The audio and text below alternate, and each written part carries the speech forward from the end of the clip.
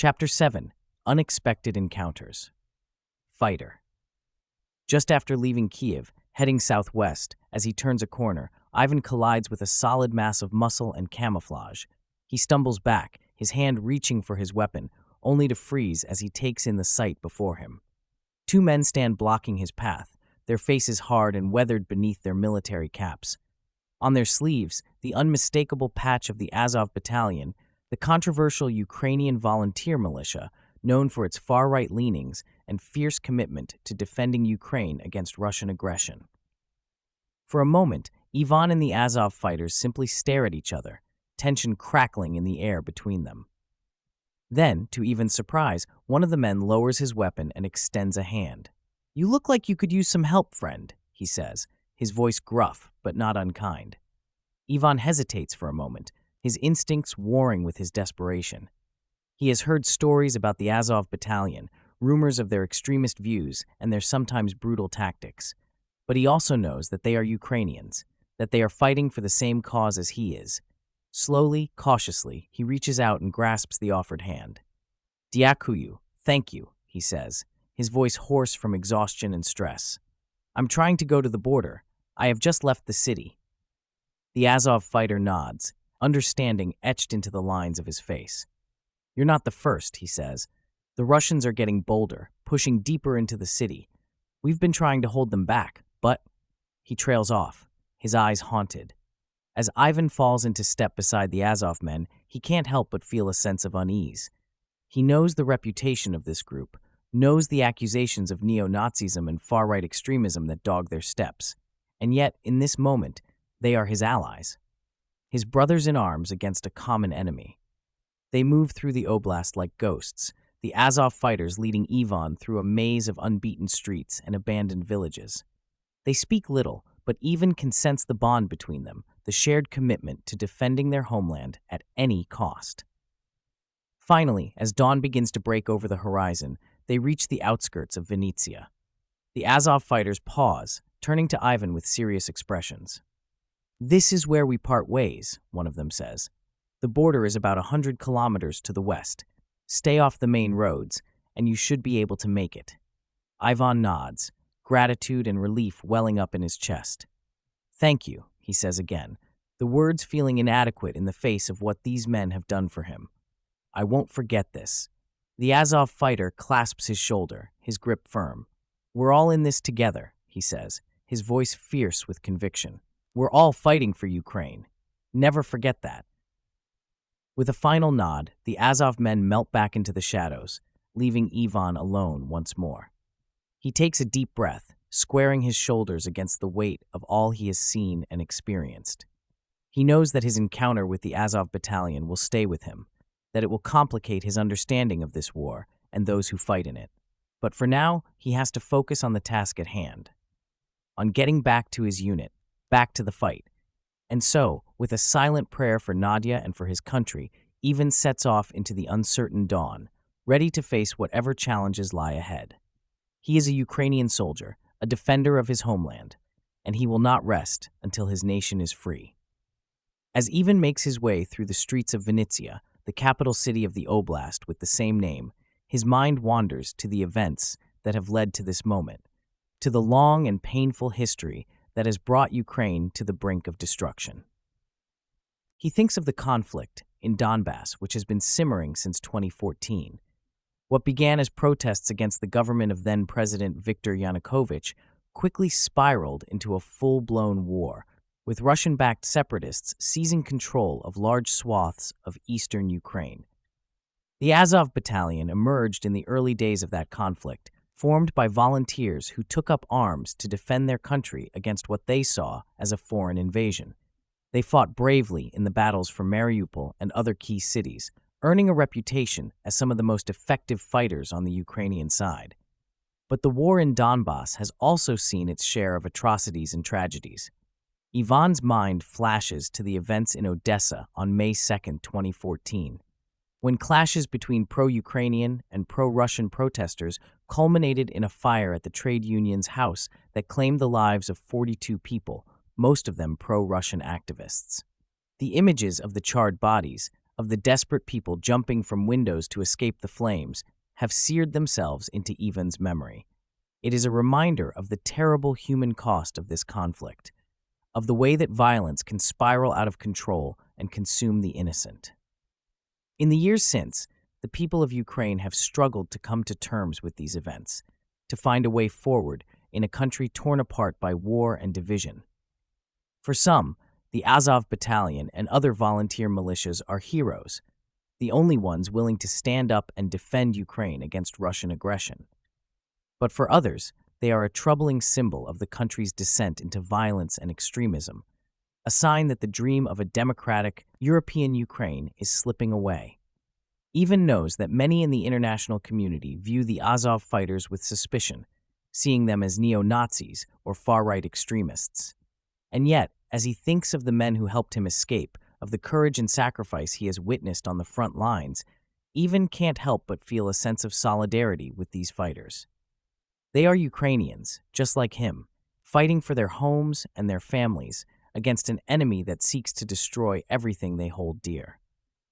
In the end, Ivan knows the story of this war will be written by the Ukrainian people themselves. It is they who have suffered the most, they who have borne the brunt of the violence and the loss. And it is they who will have to find a way to rebuild their country when the guns finally fall silent. As he presses on through the shattered streets, Ivan feels a renewed sense of purpose, a determination to play his part in that struggle. He might not have all the answers, might not know how to reconcile the complex and often contradictory forces at play in this conflict, but he knows that he will keep fighting, keep pushing forward until Ukraine is free. For Nadia, for his fellow soldiers, for all those who have given their lives in the name of a better future. It is a heavy burden, but one that Ivan is ready to bear, for the sake of his country and for the sake of all those he loves. Across the border. Ivan moves swiftly through the sunburned alleys of villages in the Vinnytsia oblast, the region that separates Kiev from the border with Moldova. When possible, he sticks to back roads and forest paths, avoiding the main highways where checkpoints and patrols are more likely. The countryside is a patchwork of fields and villages, the land scarred by the marks of war, but still holding a quiet, resilient beauty. As dawn breaks, Ivan takes shelter in a barn on the outskirts of Vinnytsia, a rural settlement located on the banks of the Voronka, a left tributary of the southern Bug River. He's exhausted, his feet blistered and his muscles aching, but he doesn't dare rest for long. He eats sparingly, saving his provisions for the long journey ahead. In the village, he encounters an elderly woman tending to her garden. She eyes him warily at first, but when he offers to help her with her work, her demeanor softens. They chat in low voices, the woman sharing stories of her life, of the hardships and the joys she's experienced. Ivan is moved by her resilience, her determination to carry on despite everything. He moves on, always on the lookout for danger, for any sign that he's being followed or tracked. He thinks of Nadia constantly, picturing her face, drawing strength from the memory of her love. But he resists the urge to reach out, to make contact. It's too risky, he knows. He must maintain radio silence, trust that their bond can weather this separation. As he treks through the forests and fields of the Vinnytsia region, Ivan encounters other travelers, displaced families, lone stragglers like himself, even a group of partisans moving in the shadows. They exchange information, share what meager resources they have. There's a sense of solidarity among them, a shared understanding of the risks and the stakes. Ivan's mind is always working, always planning his next move. He studies his map, calculates routes and distances, tries to anticipate the obstacles he might face. The closer he gets to the Moldovan border, the more tense he becomes. He knows this will be the most dangerous part of his journey, the point where he's most likely to be caught. But he's come too far to turn back now. He thinks of all the people counting on him, of the work that still needs to be done. He thinks of Nadia, of the future they've dreamed of building together. And he knows, with a certainty that goes beyond words, that he will make it through this. That their love, their commitment to each other, and to their homeland will carry him through. As night falls again, Ivan makes his final approach to the border. He moves like a ghost through the darkened woods, every sense attuned to the slightest sound or movement. His heart pounds in his chest, but his hands are steady, his focus absolute. And then suddenly, he's across. He's standing on Moldovan soil, his body trembling with exhaustion and relief. He wants to laugh, to cry, to shout his triumph to the skies. But he knows he must keep moving, must find his contacts and begin the next phase of his mission. As he walks on into the unknown, Ivan carries Nadia with him, carries the love and the hope and the unbreakable spirit of his people. And he knows, with a faith that goes beyond reason, that someday, somehow, they will be together again, that the dawn will come, and with it, a new beginning for them all. Voices, people. Ivan's heart races as he realizes he's been spotted. In the dim light, he can't make out the uniforms of the figures in the distance. Are they Ukrainian military? Moldovan border patrol? He can't take the chance. Adrenaline surging through his veins, Ivan breaks into a sprint, his feet pounding against the earth. He veers off the path, plunging into the thick underbrush. Branches whip at his face, thorns tearing at his clothes, but he doesn't slow down. He can hear shouts behind him, the sound of pursuit. Ivan's mind is a whirlwind of panic and calculation. He needs to find cover, needs to lose his pursuers in the dense foliage. He zigzags through the trees, trying to confuse his trail, listening intently for the sound of footsteps or voices. His lungs burn, his muscles scream in protest, but Ivan pushes on. He thinks of Nadia, of the promise he made to return to her. He thinks of all the people counting on him, of the mission he's yet to complete. He can't fail, can't let himself be captured. Suddenly, he spots a small ravine, half hidden by the undergrowth. Without hesitation, he dives into it, pressing himself flat against the damp earth. He holds his breath, his heart hammering in his ears as the sound of his pursuers draws closer. For an eternity, he lies there, hardly daring to breathe. He can hear the crunch of boots on leaves, the murmur of voices just above him. Every muscle in his body is tense, ready to spring into action if he's discovered. But gradually, the sounds fade. The voices drift away. The footsteps recede into the distance. Ivan waits, counting out the seconds, until he's sure they're gone. Then, slowly, cautiously, he emerges from his hiding place. He's shaken, his nerves raw and frayed, but he's alive. He's free, and he knows, with a bone-deep certainty, that he can't stop now, that he must keep going, must see this journey through to the end. Taking a deep breath, Ivan orients himself, gets his bearings. He's off the path, deep in the wilderness, but he trusts his instincts, his ability to navigate by the stars and the lay of the land. He sets off again, moving more cautiously now, all his senses on high alert.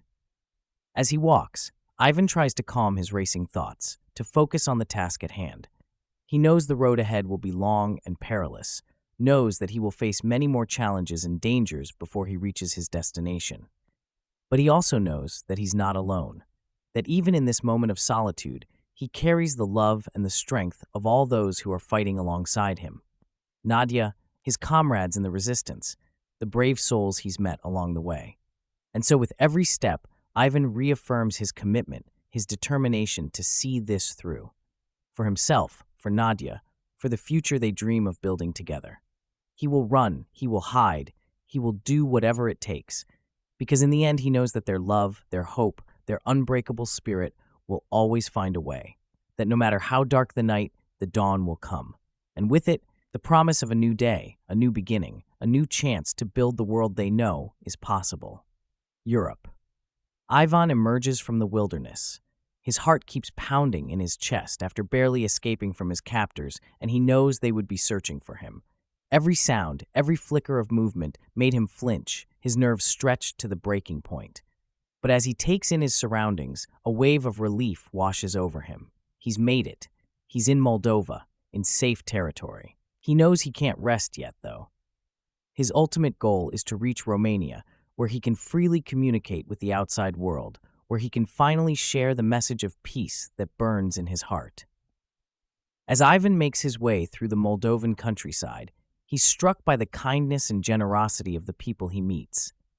Despite their own hardships, they open their homes and their hearts to him, offering him refuge, sustenance, and most importantly, a listening ear. Around humble dinner tables and over cups of strong sweet tea, Ivan shares his story. He tells them of the horrors he's witnessed, of the bravery and resilience of the Ukrainian people. He speaks of Nadia, of the love that drives him forward, of the dream of a future free from war and suffering. And the Moldovans listen. They nod in understanding, their eyes glistening with tears. They too know the pain of conflict, the yearning for peace. And in Ivan, they recognize a kindred spirit, a beacon of hope in a world gone mad. With their help, Ivan makes his way to Chisinau, the Moldovan capital. From there, he's able to secure passage to Bucharest, the heart of Romania and the gateway to the European Union. As he crosses the border once more, Ivan feels a sense of anticipation, of purpose. He knows that this is where his true mission begins, where he can finally harness the power of his story to effect real change. In Bucharest, Ivan wastes no time. He reaches out to journalists, to activists, to anyone who will listen. He tells his tale on radio shows and in newspaper interviews, his voice unwavering, his conviction clear, and the world listens. Ivan's message of peace, of the indomitable spirit of the Ukrainian people, resonates across the airwaves. European leaders take notice, moved by his eloquence, by the urgency of his plea. Back in the shelter in Kyiv, Nadia and the others gather around a small, crackling radio. When they hear Ivan's voice, when they realize that their story is being told, that their struggle has not been forgotten, they erupt in cheers and tears. Nadia's heart swells with pride and love. She always knew that Ivan was destined for great things, that his courage and compassion could move mountains. And now, hearing him speak truth to power on an international stage, she knows that their sacrifices, their pain, has not been in vain. In that moment, despite the distance that separates them, Nadia feels closer to Ivan than ever. She knows that he carries her with him, just as she carries him in her heart. And she knows that together, even from afar, they are changing the world, one story, one soul at a time. As Ivan's voice continues to ring out, as the shelter echoes with laughter and song, Nadia closes her eyes and pictures the future they're fighting for. A future where children can grow up without fear, where families can thrive in peace, where the beauty and strength of the Ukrainian spirit can flourish. It's a future worth believing in, worth striving for. And with Ivan's words lighting the way, with the love and support of millions around the world, Nadia knows that it's a future within reach. The road may be long, the challenge is great, but in that moment of triumph, of connection across the miles, Nadia and Ivan and all those who stand with them know that they are not alone, that they are part of something greater, something unbreakable, and that together they will build the world they know is possible, one of peace, of justice, of endless possibility, a world where love, in the end, always wins. Return. After his successful broadcast from Bucharest, Ivan knows it's time to return to Ukraine, to Nadia, and the work that awaits him. But he also knows that his journey back won't be easy. With martial law in effect, no man of fighting age is allowed to leave the country without official authorization. Determined to make it back to Kyiv, Ivan cautiously crosses the border into Ukraine. But his luck runs out as he's spotted by a patrol of Ukrainian soldiers. Before he can explain himself, he's detained, his protests falling on deaf ears. Ivan finds himself in a stark, cold cell, his mind reeling with the sudden turn of events. He's questioned relentlessly by stern-faced officers who suspect him of desertion, of trying to abandon his country in its hour of need. Ivan tries to explain his mission, his purpose, but his words seem to fall on deaf ears. The officers are skeptical, their eyes hard with suspicion. Ivan's heart sinks as he realizes the gravity of his situation. But just as despair begins to set in, a glimmer of hope appears. Major Kovalenko enters the room. As he listens to Ivan's story, a flicker of recognition crosses his face. They met before, after the rescue mission at the filtration camp, Donetsk region. "I remember you," boasted the high-ranking officer. "You saved that woman and her little baby. You can't stay out of trouble, Moloji Cholovic, young man, can you?" he added with a smile. Kovalenko, it turns out, had heard Ivan's broadcast from Bucharest. He had been moved by Ivan's words, by his passionate plea for peace and unity. And now, seeing the young man before him, he realizes that this is no deserter, but a true patriot. With a firm nod, Kovalenko orders Ivan's release. He claps the young man on the shoulder, his eyes shining with respect. Your country needs more men like you, he says gruffly. Men of courage, of conviction. Go back to Kiev, son. Finish the work you've started. Ivan is overcome with emotion, with gratitude for this unexpected ally. He thanks Kovalenko profusely, his voice trembling with relief. As he steps out into the sunlight, a free man once more, Ivan's heart is filled with a renewed sense of purpose. He knows that the road ahead will be challenging, that the war is far from over. But he also knows that he's not alone, that there are others like Major Kovalenko who believe in the power of peace, of dialogue, of the unbreakable human spirit.